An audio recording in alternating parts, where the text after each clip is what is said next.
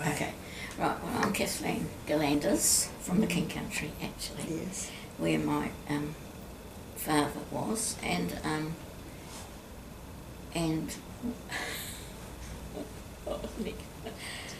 I've come to talk about my father, William Gillanders, who fought in the First World War.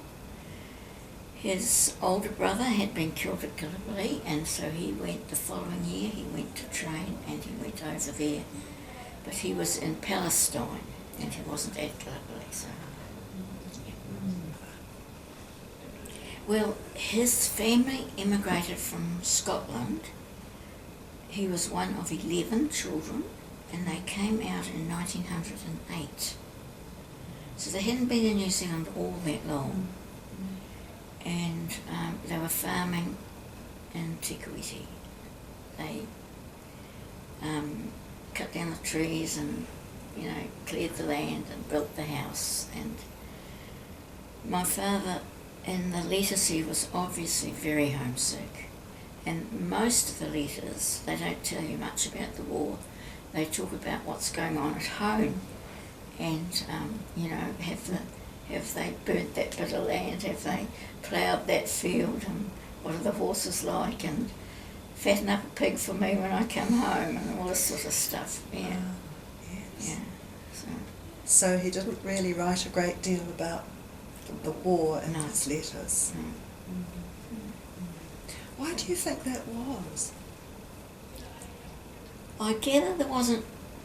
Well, I don't know. He never ever spoke about the war to us when we were growing up. So, don't really. All of my knowledge has come from this or what I've read about. And it seemed to me that they weren't fighting as much as some of the others. That they had quite a few periods of not doing very much at all, and then they would suddenly go off and have a fight. Yes. Like something, yeah. Yes, I think that's probably a fair Yeah. reflection. Lots of little Yeah. skirmishes, but Yeah. it wasn't like being in the Yeah. trenches or on Yeah, Gallipoli. no. So he was fortunate like that, yeah. But even so, the desert was it's a difficult environment. Yeah. And, on Yeah. horseback. Yeah. So what do you remember about your father growing up? I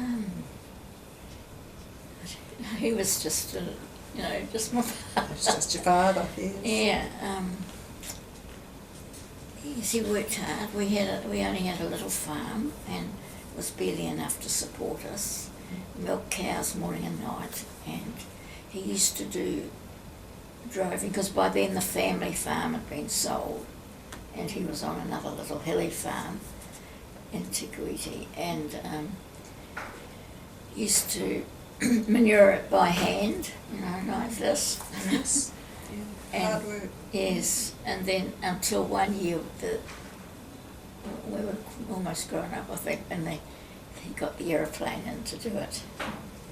But before that it was all by hand, and my brother and I used to take the manure out on the sledge with the horse, and and he would be putting it on, sowing it, or putting it, throwing it out, whatever you call it,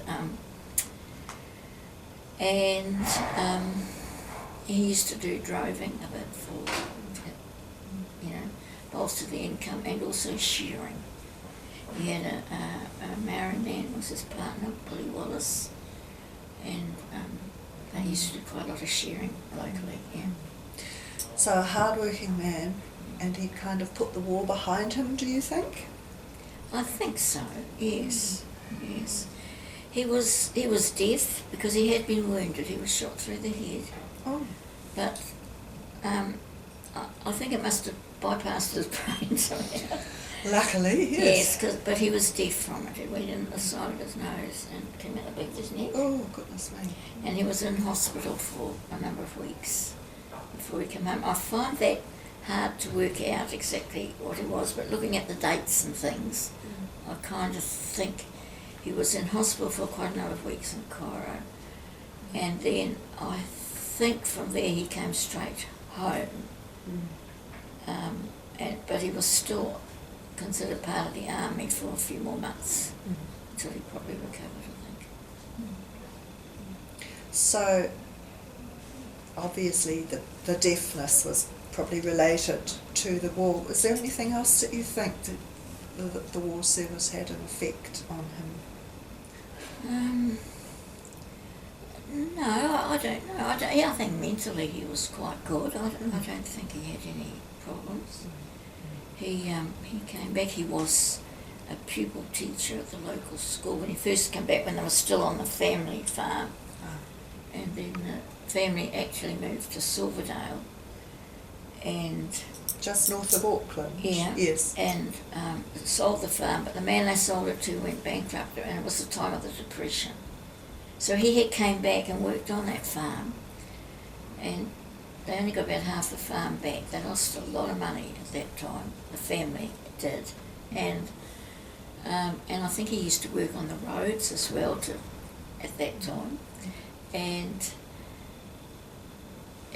he was still there, and his mother and younger sister were there when my parents got married. My mother came from Silverdale, so that's where he met her. Oh, yes. And then eventually my grandmother and auntie moved into town, and we kept the farm. But when I was about 5, we bought this other smaller farm, and we lived on that the rest of the time.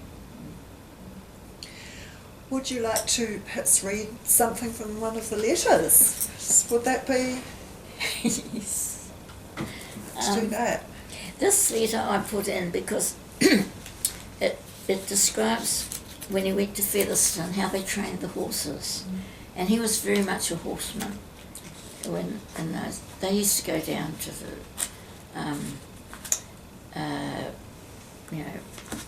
Awakuni Way and get the wild horses and bring it back and break them in. And he was always a horseman all his days, and my brother followed in his footsteps to a certain extent. Anyway, he said, we're now well into the 3rd week of the horses. Only 3 more to go, and just getting every day we had more. We had more jumping yesterday afternoon. Although the rail we were jumping would not be 3 foot high, still the horses could not get over without jumping.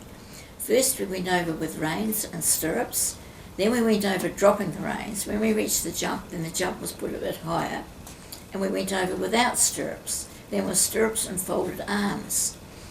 Then in sections of 4 with stirrups and reins. Then we started to go over in half sections with arms folded. But one of the first couple lost his balance somehow and fell off, catching his foot in the end of the reins. One of the horses trod on him, breaking a rib and one of his fingers. But he was put in a passing car and driven to the hospital. It was very silly jumping these horses without reins. Before that, another horse stumbled and fell right over, but did not hurt the rider. Especially as they are not like home, military horses who have been properly trained to it and jump just as well with or without the reins. All the morning we had a lot of galloping about and dismounting for action. Mostly, number 3 would stay on his horse, and as soon as the rest had got off their horses and handed over the reins, each number 3 would turn his 4 horses, right or left as the case might be, and gallop off with them to one side of the supposed firing line, and then when the single went, gallop back as hard as ever he could go. I was the number 3 all the time. Other times we would tie the horses all close up to each other within a foot from head to head in one straight line, and one man at each end stayed to look after them. We always tie them up in one line at dinner time when we feed them. Perhaps I did not tell you that every day we go out to a paddock 6 miles from here for drill, and up to now they sent our dinner out in an ASC wagon. But today we made our lunch at breakfast and were issued tea and sugar and had to make fires for ourselves and boil our own. We used mess tins like they used to have in the Lovett Scouts. The Lovett Scouts was in Scotland, and my grandfather was very involved in that. Yeah. So, and then he's talking about spurs that he wants from home. Will I sing them, please?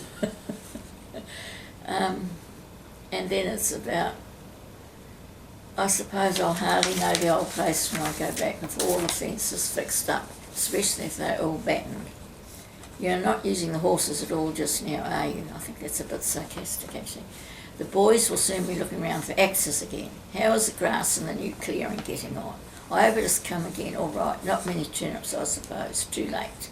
And a lot of his letters have got that sort of thing in them. Yes. So he's thinking all the time about what's going on at home. That's probably comforting. Yeah. That's really interesting about the training of the horses. I don't think we haven't heard that detail from anyone else. Yeah. And they're mounted infantry, so they're supposed to ride to the place where they're going to do battle and get off. Yes. Fascinating. And this one, I should have marked bits that up. This is when they went to Melbourne. No, they went to Sydney first. We had a splendid time in Sydney. I think I told you we were sleeping in the showgrounds, 2 sections on the trams from the centre of town. There are 12 miles of streets, all asphalt, and pretty well every kind of firm have stands here. For instance, Rubberoid. That must have been something that was around at the time, I don't know. People have houses built and roofed with the above, and there are reinforced concrete milking machines, stands, ploughs, and in fact everything imaginable. I would like to be here at Easter time when the show is on. The sheds for horses and cattle are worth seeing even empty, and the place for pigs must have been about half an acre, and in every pen there is a shower for keeping the pigs cool. We used to go there for a shower and a wash every day. We slept in the pigeon and canary shed, had our meals in the sheep shed, and so on. There were a lot of senior cadets camped there, same time as us, and the last night a draft of Queenslanders came and slept in the canary shed with us. All the mounted and artillery soldiers wear brown boots and leggings, and the infantry brown boots and putters, but we looked far flashier than them with our black boots polished and all our brass cleaned up. They are not allowed to wear anything bright at all, not even nickel spurs. We were all given brass buttons with our second issue if we wanted them. There was a great piece in one of the Sydney papers praising us up about the way we marched when we had an inspection the other day. They are a very happy lot, these Australian boys, and very friendly. Even the people in the street stop you and ask after their relations in New Zealand. Some of them have the idea that New Zealand is about the size of Te Kuiti and that everybody knows everybody else. Of course, they pick us straight away as New Zealanders, as our uniform is quite different from any Australian uniform. Their tunics button at the cuffs like Rod's cadet. Rod is his youngest brother. And there's a belt sewn onto the tunic made of the same stuff, just like a Norfolk jacket. Our reinforcement is bigger men in height and width than the average Australian. I feel quite big since I came here, but our mob are mostly big men, more the average, I think. This draft of Queenslanders too are much bigger than the New Zealand 20 light horse and all tanned like niggers. They look well with the feather plumes they wear in their hats. I think there are about 500 of us on this boat altogether. We are supposed to have 2 convoys with us, but all we have seen of them so far is some flash signal with lights on the horizon last night. Do you want me to keep going? Yes, keep going. We have not lost sight of land yet since we left Sydney, except for a few hours through the day, and every now and again we see a lighthouse. We are not allowed all over the ship. We're situated right up in the bows of the vessel. This boat has carried troops for several trips now and is all fitted out with tables. It is great sleeping in the hammocks. It is a job to spread out your blankets and then climb out in without tipping it all up or out on top of you. But I expect we will get used to it through time. There are about 200 of a coloured crew running around here all the time, so a chap doesn't want to have anything lying about that he wants again. This is a Bosca boat. She is rocking all the time, but so slowly that you can't tell it is moving except by looking out the windows, or porthole I should say. And then it's about looking for someone they are.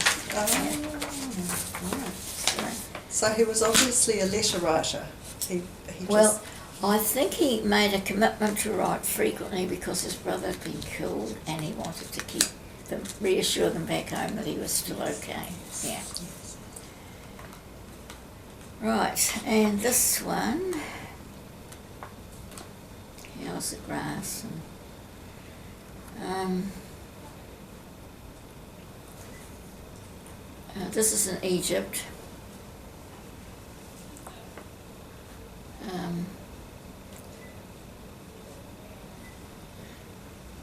He saw New Zealand Weekly and he saw that there were long casualty lists from France.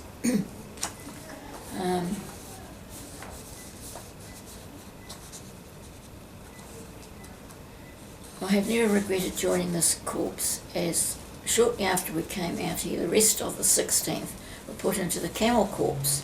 Mules are bad enough, but camels are a sight worse from what I've seen of them and their ways, and we see a good bit of them about here. I think I would sooner be in the mountains, but as it turned out, the 16th weren't required to reinforce, and they had to do something with them, as they and 17th and 18th and 19th were almost on top of them. So I was very lucky to get out here in any shape or form. I know what this is like, and never having been in the mountains, I'm not in a position to speak, and am perfectly satisfied where I am. I am Chief Officer in charge of this part of the ASC, so you see I'm getting on in the world. The only thing is that I'm the only ASC man left, and have to be trooper, corporal and officer all in one. There are 2 NFA men, I'm not sure what that is, come up and help me. Peter, that was his mate in the ASC, went into hospital with some kind of dysentery and was sent to Port Said. I expect it will be a month or 2 before he will join up again, perhaps more, before he will join up again. I go down and have my meals with some of the ambulance boys. He was in the medical. There are 6 of us all together in the mess. And then about contacting other people that he knew, and just had an interruption to go for a patient about 3 miles away who had got sick this morning. I have to walk all the way when I have a load on, but you should just see me cutting it out when I'm running empty and the old sledge bumping along behind me. Well, I must close, yeah. He had a horses and sledge, and that was how he got the wounded. So I don't know. I've got here his discharge notice. oh, and his pay book from the look of it too, is it? That little red book that you Oh, that's his pay book. His yeah. pay book, yes. Yeah, and his pay Yes. book. And this is a pass. Suez Canal Zone, New Zealand Mounted Field Ambulance.